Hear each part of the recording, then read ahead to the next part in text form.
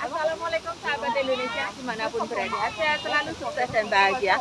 Hari ini saya berada di Hong Kong Botanical Garden.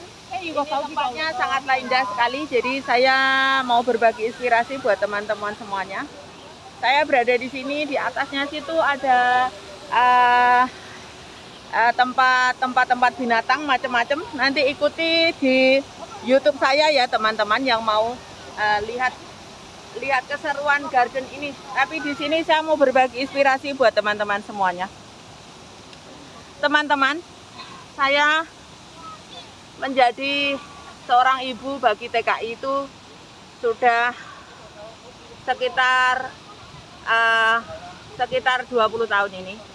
Terus teman-teman, saya ingin berbagi inspirasi buat kita semuanya. Selama 20 tahun ini macam-macam cerita anak-anak saya. Yang seneng ceritanya ya bahagia. Ketika saya mendapatkan cerita yang kurang bahagia pun saya tidak bisa menyalahkan mereka pula, dikarenakan memang namanya rezeki itu kan tidaklah sama. Macam-macam cerita selama 20 tahun itu kalau saya share itu rasanya tidaklah habis dalam satu hari. Terus ini kebetulan kemarin itu ada anak saya datang. Dia itu menceritakan sesuatu hal yang saya nggak berani cerita, nggak berani bertanya pula. Dikarenakan selama ikut saya ngelihatnya dia jarang libur. Atau mungkin saya nggak tahu aja gitu, karena dia di sosial media juga nggak begitu aktif. Terus dianya, saya nggak menyebutkan siapa namanya ya. Terus gajinya itu total itu di sini karena ikut majikan itu udah lama, gajinya itu 7.000. Tapi kok saya lihat dia nggak begitu, maksudnya setiap saya tanya selama 5 tahun apa saja yang sudah kamu dapatkan gitu, selalu menghindar gitu kan. Ketika itu akhirnya saya berusaha untuk tidak berusaha mengoreksi, berusaha untuk kenapa sih ini anak dengan gaji 7.000 tapi saya nggak melihat dia ada sesuatu yang fresh, sesuatu yang bisa dia banggakan gitu, sesuatu yang mungkin nggak usah jauh-jauh lah, kayak misalkan dia tabungannya aja udah nggak usah kemana-mana. Saya nggak melihat itu, terus saya juga share, bukan hanya anak itu aja, saya share ke anak yang lain pula mengenai bahwa di Hong Kong ini kita harus punya tabungan. Maksudnya setiap anak saya yang datang itu saya selalu share tentang itu gitu kan, tentang bahwa di Hong Kong itu apa namanya, harus bisa menabung, harus bisa maksudnya bagaimanapun harus sukses lah, itulah istilahnya ya. Apapun itu, seberat apapun itu kita itu kerja, jangan sampai ketika kita kerja itu kita tidak mendapatkan hasil gitu. Terus ketika itu baru dia cerita, ternyata selama ini dia memang harus menyekolahkan adiknya, harus memenuhi kebutuhan ibunya. Terus dia untuk dia sendiri itu tidak ada tabungan. Jadi saya miris sekali ya teman-teman. Karena begini, ketika itu pun mungkin terjadi pada diri saya ketika saya masih single, ketika saya masih belum punya tanggung jawab, dalam artian saya belum nikah, saya belum punya anak, saya juga nggak mikir, oh nanti saya harus punya tabungan gini-gini, semua uang itu tak kasihkan orang tua. Itu bagus teman-teman, masalahnya adalah di sini. Ketika orang tua kita itu mungkin kalau kayak saya ya, saya nggak menceritakan orang lain, saya menceritakan orang tua saya sendiri. Ketika saya sudah mulai bekerja itu sekitar umur 23 tahun, 23 tahun saya sudah ada aset lah. Itu dikarenakan memang orang tua saya itu bukanlah orang tua yang meminta anak, kalau toh saya kasih itu disimpan gitu. Jadi apa yang saya berikan ke orang tua semuanya disimpan, semua dialokasikan untuk aset-aset yang sehingga itu tidak habis gitu. Jadi prinsip orang tua ketika saya memberi itu tidak habis buat makan gitu. Menurut ibu saya, uang yang kamu kasih ketika saya pulang ini uangmu yang kamu kerja, kamu kirim ke rumah. Jadi saya punya sesuatu yang mungkin nggak, ya berapapun lah itu yang saya kasihkan ke orang tua saya itu tidak dihabiskan, bahkan tidak dipakai sama sekali. Dan mungkin beda buat teman-teman ya, karena memang saya melihat banyak sekali dengan keadaan yang di sini itu sebagai tulang punggung keluarga, mungkin harus nyekolahin adik-adiknya, mungkin juga harus memberikan kehidupan yang layak untuk orang tuanya, terus mungkin juga orang tuanya sudah tua atau tidak punya penghasilan tetap atau suatu lain hal. Tapi begini ya teman-teman, berapapun yang kita hasilkan sebaiknya dibagi, dan saya tidak pernah lelah untuk berbagi hal ini. Karena kita di Hong Kong itu minimal kita pendapatan 4630. Kalau 4630 itu dipotong libur mungkin bisa 3.500 lah. Anggap 3.500. 3.500 itu kalau dikeruskan sekarang itu 6 jutaan lah, anggap 6 juta. Utuhnya 5 juta gitu kan. Itu kan enggak 5 juta kita kirimkan semuanya terus dihabiskan semuanya, kan enggak ya teman-teman. Minimal 5 juta itu separuh untuk kebutuhan, separuh untuk kita tabung. Dikarenakan apa teman-teman? Tidak selamanya kita akan ada di Hong Kong, tidak selamanya kita bekerja, tidak selamanya kita mampu.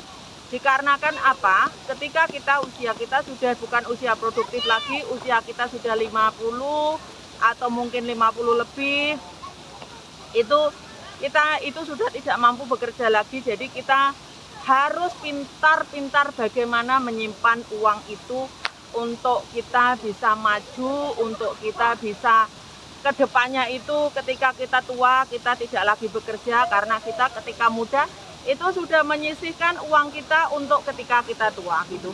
Ibaratnya kata begini, biasanya rata-rata teman-teman itu yang kerja di sini itu usia 23 sampai 50 tahun lah katakanlah ya. Mungkin beruntung bagi yang masih muda sudah bisa bekerja di sini gitu. Dalam artian usia 23, anggap 25 lah sampai 45 tahun, berarti 25, 35, 45 sampai 50 tahun itu sekitar 25 tahun ya. Tapi saya yakin nggak sampai segitulah. Teman-teman itu biasanya kerja di sini itu 3 tahun. 3 tahun itu udah merasa cukup, atau mungkin 6 tahun itu udah merasa cukup. Ada juga yang 20 tahun, 15 tahun itu pun ada. Masalahnya adalah gimana? Kenapa kita sampai selama itu bekerja gitu? Sedangkan harusnya kerja itu anggaplah kita kotornya 8 juta, 9 juta, bersihnya 5 juta. Kita tidak menghitung secara rinci lah, minimal kita nabung untuk diri kita sendiri. Kalau kita 3 juta, nabung 3 juta selama 1 tahun, 3 kali 12 itu sudah 120 juta. Kalau dalam 1 tahun, bener nggak Rek, 120 juta, iya kan? 3 juta kali 12, 3 kali 12, 3 kali 12, 30 lebih ya? 36 juta, sorry sayang, 36 juta. Kalau setahun 36 juta, anggap 30 lah 1 tahun ya. Itu bersih untuk tabungan diri sendiri. Kalau 30 berarti kalau kita pinter mengalokasikan keuangan kita, 1 tahunnya 30 juta bersih lah, bersih. Terus kalau 5 tahun itu 30 kali 5 berarti berapa? 3 kali 5 berarti 150 juta. Tapi kan hitungannya tidak begitu kan teman-teman. Kalau misalkan kita tabungannya kita alokasikan untuk sesuatu yang diinvestasikan, itu otomatis kan naik gitu. Misalkan oke, dalam 3 tahun 30 kali 3 menjadi 90, itu kita alokasikan untuk beli tanah. Setelah 5 tahun itu kan tanahnya sudah 2 kali lipat atau mungkin 3 kali lipat berbentuk aset kan gitu kan, beda lagi. Masalahnya adalah ketika kita tidak punya aset, ketika kita sudah tua, terus kita harus tetap bekerja, karena gini, itu yang sedih gitu. Kenapa saya harus selalu berbagi tentang hal ini, karena ini penting sekali buat teman-teman, khususnya yang bekerja di luar negeri ya. Kita tidak selamanya ada di sini, jadi jangan habiskan sesuatu itu untuk hal yang misalkan konsumsi setiap hari. Ya itu memang penting, tapi kan kita harus bisa mutar otak kita, teman-teman, khususnya yang di rumah. Begitu juga anak-anak kita dididik sebaik-baiknya, jangan sampai boros menggunakan keuangan, jangan cuma ibunya kerja di luar negeri, bapaknya kerja di luar negeri, semau-maunya mengeluarkan uang, semau-maunya pakai uang. Tidak begitu ya teman-teman. Kita didik anak kita sebaik mungkin, semandiri mungkin, sebijaksana mungkin untuk menggunakan keuangan. Dikarenakan apa? tidak selamanya kita bisa mensupport mereka dalam masalah keuangan. Jadi seperti anak saya, ketika tak tanya perlu apa enggak, itu tak kasih seperlunya saja, saya nggak ngasih semuanya, nanti dia akan jadi orang boros, terus dia nggak ngerti cara cari duit. Saya selalu kalau dia minta uang lebih, misalkan minta uang 500, saya nyuruh dia melakukan sesuatu supaya dia ngerti ketika saya harus minta sesuatu ke mamaku, aku harus berusaha bagaimana mamaku bisa memberi gitu. Jadi nggak langsung main kasih-kasih aja, enggak. Saya meskipun secara ekonomi saya ada, alhamdulillah ada saja gitu ya, tapi bukan berarti saya ngajarin boros ke anak saya, ngajarin oh ini bisa dibeli, ini bisa dibeli, ini bisa dibeli, ini murah, tidak. Saya tetap harus ngajarin anak saya untuk tetap menabung, untuk tetap bijaksana. Dikarenakan apa? Saya merasa saya nggak selamanya produktif, usia saya juga sudah makin bertambah, jadi saya benar-benar menyiapkan untuk masa depan anak saya itu supaya mereka tidak sampai putus sekolah, tidak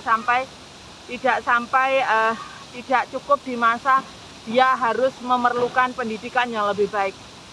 Ya teman-teman, jadi jangan lupa teman-teman semuanya, berapapun hasilnya itu yang perlu dipikirkan, jangan berapa yang harus dihabiskan, tapi berapa yang bisa ditabung, berapa yang bisa kita jadikan aset supaya kita kedepannya ketika kita pensiun, kita tidak lagi sengsara, kita tidak lagi harus bekerja keras. Bagaimanapun ketika usia kita sudah di atas 46 tahun, saya yakin kita sudah nggak mampu lagi untuk bekerja, kita nggak mampu lagi untuk produktif seperti ketika kita usia dalam keadaan usia 30 tahun. Begitu teman-teman, mari bijak menggunakan uang, mari bijak HP-ku di sini kan. Alhamdulillah di sini tuh nggak sembarangan orang bisa ambil.